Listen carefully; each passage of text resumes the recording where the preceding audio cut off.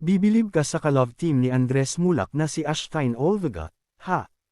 Kahit sikat na nga siya at milyones na ang followers sa kanyang social media accounts dahil na rin sa tagumpay ng Viva One series nila na ang mutya ng Section E, ay hindi lumalaki ang ulo niya. Actually, napaka down to earth pa rin ni Ashtyne. Sabi nga niya, sa tagal niyang naghintay para sumikat ay walang dahilan para ipafeel niya ang kasikatang Tina Thomas niya ngayon. Basta thankful nga raw siya na milyones na ang followers niya at umaabot na rin ng milyones ang views ng kanyang mga video. At yes, nagpapasalamat din si Ashtyne dahil tinanggap ng fans ang love team nila ni Andres na nagsimula nga sa hit-kilig serye nila na ang mutya ng Section E. Nakakatuwa nga lang na kahit sikat na, sumasakay pa rin pala ng MRT si Ashtyne.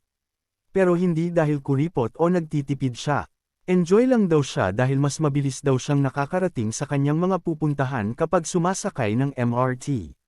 Siyempre, nagmamask siya pero nang minsang wala siyang mask, namukan daw siya at may nagtanong pa sa kanya sa SOCMED kung siya nga raw ba ang nakasabay nito sa MRT. Nilinaw nga pala ni Ashtyne na sumasakay lang siya sa MRT kapag hindi rush hour.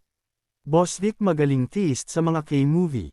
Nakakabilib talaga si Boss Vic Del Rosario ng Viva Films. Paano ba naman, hindi lang siya bongga sa Pinoy movies, pati pagbili ng Korean movies ay sakalam siya, ha? Showing na nga ang Secret, Untold Melody, Korean movie na pinagbibidahan ni Do Kyung-soo at Won Jin-ah at kahit hindi talaga kami fan ng mga pelikulang binabasa pa namin ng subtitles ay nag-enjoy pa rin kami. Sabi nga ng mga kasama naming nanood, kinilig sila sa romantic fantasy film na ito. In fairness, matindi talaga ang kilig factor ng pelikula. Feeling nga namin ay magugustuhan din ito ng Pinoy moviegoers kaya tama ang desisyon ni Boss Vic na i-release ang pelikulang ito dito sa Pilipinas, ha? Magaling talaga ang taste ni Boss Vic sa Korean movies.